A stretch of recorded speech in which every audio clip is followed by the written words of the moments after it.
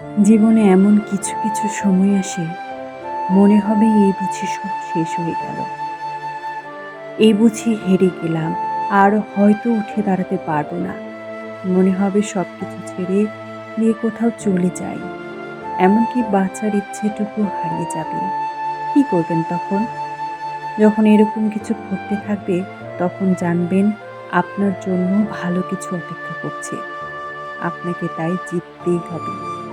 জেতার জন্য আপনার এই যে মানসিক টানাপোড়েনটা চলতে থাকে, এটার নাম হলো যুদ্ধ। এই যুদ্ধে জিতবেন কিভাবে?